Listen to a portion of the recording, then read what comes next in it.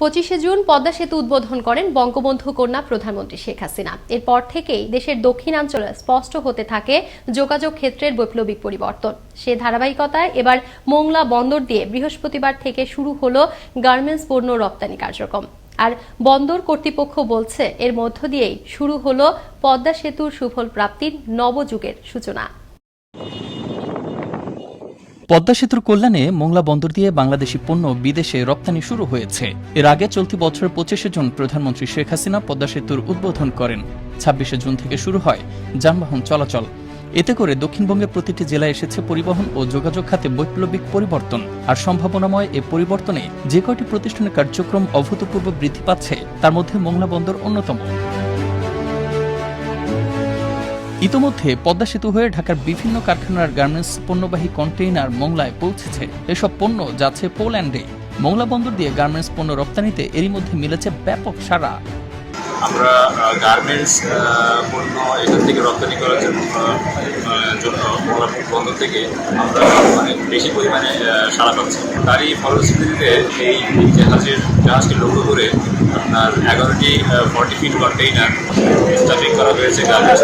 সেখানে টোটাল 27টি গার্মেন্টসের পণ্যবাহী 17টি কন্টেইনার পদ্মা সেতু হয়ে মংলা বন্দর জেটিতে পৌঁছেছে। এসব পণ্য বন্দরের 8 নম্বর জেটিতে পানামার পতাকাবাহী এমভি মার্কস নেসনা জাহাজে বোঝাই করে পোল্যান্ডের উদ্দেশ্যে জাহাজ ছেড়ে যায়। খুবই অল্প সময়ের মধ্যে সকল কার্যক্রম শেষ করে প্রথম চালানটি পাঠাতে সক্ষম হয়েছে বলে জানালেন এ কর্মকর্তা।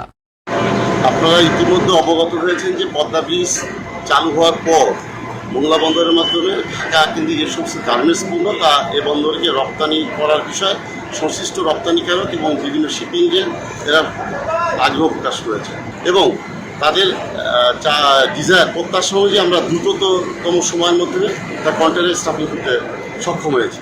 মোংলা বন্দরের জন্য 28শে জুনের দিনটিকে একটি স্মরণীয় দিন হিসেবে দেখছেন বন্দর কর্তৃপক্ষের চেয়ারম্যান। তিনি জানান, প্রধানমন্ত্রী পদ্মা সেতু উদ্বোধনের পর 1 মাসের মধ্যে পদ্মা সেতু হয়ে মোংলা বন্দরের মাধ্যমে গার্মেন্টস পণ্য রপ্তানির নবযাত্রা শুরু হলো।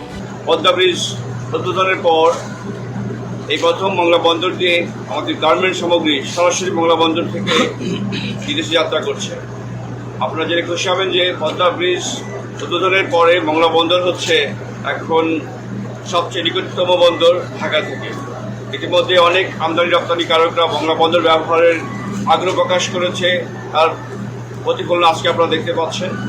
পদ্মা সেতুর কল্যাণে মোংলা বন্দর দিয়ে গার্মেন্টস পণ্য রপ্তানিতে আগ্রহী হয়ে উঠেছেন ঢাকার ব্যবসায়ীরা। সেতু চালু হওয়ার পর ঢাকা থেকে মোংলা বন্দরের দূরত্ব এখন 170 কিলোমিটার, আর ঢাকা থেকে চট্টগ্রাম বন্দরের দূরত্ব 260 কিলোমিটার। এভাবেই এগিয়ে যাক মোংলা বন্দর, এমনটি প্রত্যাশা সকলের। মুস্তফা কামাল তোহা, আনন্দ টিভি, ন্যাশনাল ডেস্ক।